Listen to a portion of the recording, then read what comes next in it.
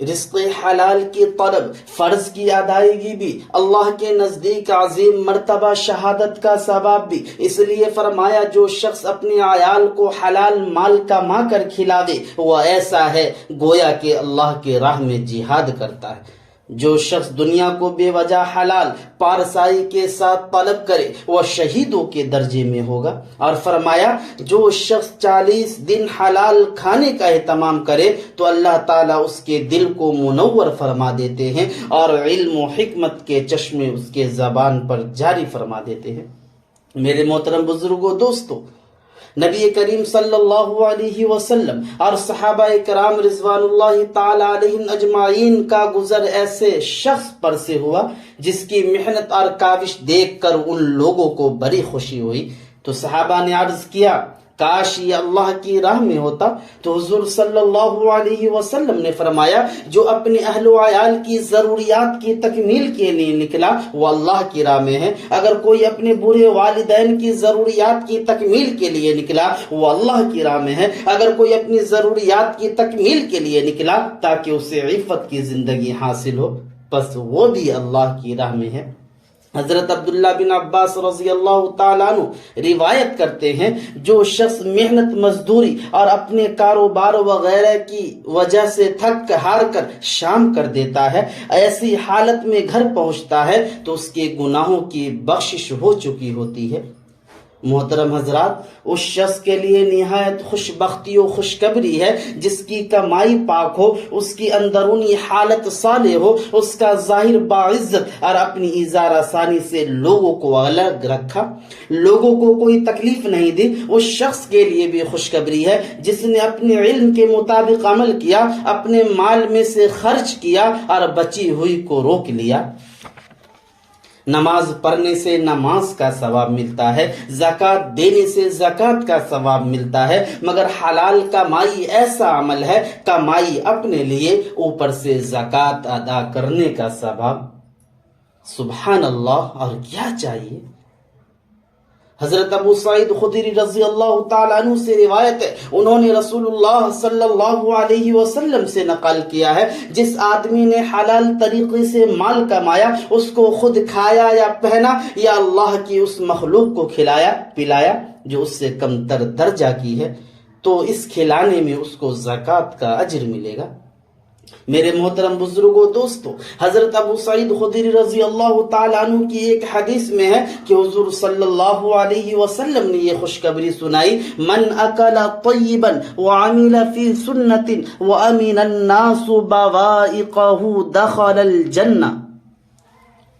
جو شخص مال طیب کھائے، سنت پر عمل کرے، لوگ اس کے شر سے محفوظ ہو تو وہ جنت میں جائے گا۔ صحابہ نے عرض کیا یا رسول اللہ یہ چیز تو آپ کی امت میں بہت ہے۔ آپ نے فرمایا میرے بعد کچھ وقت ایسا ہی ہوگا، رزق حلال کی برکت سے آدمی مستجاب الدعوات بن جاتا ہے، جو مانگتا ہے ملتا ہے۔ حدیث میں ہے ایک مرتبہ حضرت سعد بن وقاص رضی اللہ تعالیٰ عنہ نے حضور صلی اللہ علیہ وسلم سے درخواست کی، اے اللہ کے رسول میرے لیے دعا فرما دیجئے کہ میں مستجاب الدعوات بن جاؤں۔ حضور صلی اللہ علیہ وسلم نے کیا فرمایا؟ ذرا غور سے سنیے، دھیان دیجئے، اللہ کے رسول صلی اللہ علیہ وسلم نے حضرت سعد کو کیا فرما رہے ہیں؟ اے سعد اپنا کھانا طیب کر لو تو مستجاب الدعوات بن جاؤ گے۔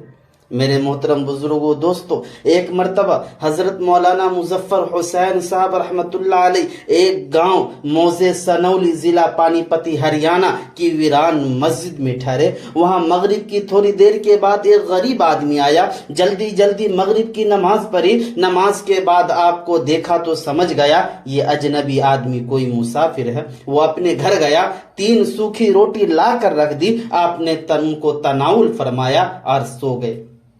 رات کو خواب میں رسول اللہ صلی اللہ علیہ وسلم کی زیارت ہوئی، عجیب و غریب انوار و برکات ظاہر ہوئے، اس لیے اگلے دن آپ پھر وہیں ٹھہر گئے۔ دن بھر کوئی نہ آیا، بعد مغرب وہی شخص آیا اور آپ کو بیٹھا دیکھ کر آج پھر اپنے گھر سے 2 روٹی بغیر سالن کے لا کر رکھ دی۔ یہ رات بھی پہلی رات کی طرح گزری۔ نبی کریم صلی اللہ علیہ وسلم کی زیارت سے بھی مشرف ہوئے. آپ اگلے دن پھر وہیں ٹھہر گئے. بعد مغرب وہی شخص آیا, آپ کو دیکھ کر گھر سے ایک روٹی لایا اور کہا, بھائی مسافر اب جاؤ, کل یہاں نہ ٹھہرنا. حضرت مولانا نے فرمایا, ٹھہرنے کی وجہ یہ ہے کہ میں تمہاری روٹی میں عجیب لذت و حلاوت محسوس کرتا ہوں, عجیب و غریب انوار و برکات کا مشاہدہ کر رہا ہوں. تم حقیقت حال بتاؤ تب میں جاؤں گا. اس شخص نے کہا, میں بہت غریب آدمی ہوں, دن بھر محنت کر کے جو پیسے ملتے ہیں اس کا آٹا لے آتا ہوں, جس میں 3 روٹیاں پکتی ہے, ایک میری, دوسرے بیوی کی, تیسرے بچے کی. پہلے دن ہم تینوں نے فاقہ کیا, اپنی تینوں روٹیاں لا کر تمہیں دے دی. روٹی نہ ملنے کی وجہ سے دوسری دن بچی کی حالت نہ دیکھی گئی, اس کی ایک روٹی اس کو دے دی اور 2 تمہیں لا کر دی. آج بھوک کی وجہ سے بیوی بے تاب تھی, اس کے حصے کی روٹی اس کو دے دی اور اپنی حصے کی لے آیا. کل مجھ میں بھی فاقہ کی تاب نہیں ہے, اس لیے مجھے مجبوراً تمہیں کہنا پڑا. حضرت مولانا نے فرمایا, سچ ہے, یہ اسی عقل حلال اور ایثار کے اثرات ثمرات و برکات ہیں. میرے محترم بزرگوں دوستو, رزق حلال سے دعائیں قبول ہوتی ہے, رزق حلال سے گناہ سے دل گھبراتا ہے, رزق حلال سے عبادت میں دل لگتا ہے, رزق حلال سے رزق میں برکت ہوتی ہے, رزق حلال سے اعمال صالحہ کی توفیق ملتی ہے, رزق حلال سے جنت کا حصول, جہنم سے نجات ملتی ہے, رزق حلال سے قلب میں نورانیت اور اللہ کی معرفت نصیب ہوتی ہے, رزق حلال سے اللہ اور اللہ کے رسول صلی اللہ علیہ وسلم کی رضا نصیب ہوتی ہے, رزق حلال سے اخلاق حسنہ پیدا ہوتے ہیں, اخلاق رذیلہ سے نفرت ہوتی ہے, رزق حلال سے اولاد میں اطاعت اور فرما برداری کے جذبات پیدا ہوتے ہیں, نتیجتاً اولاد نیک صالح ہوتی ہے. اللہ تعالیٰ سے دعا کریں, اللہ تعالیٰ ہم سب کو حلال کھانے کی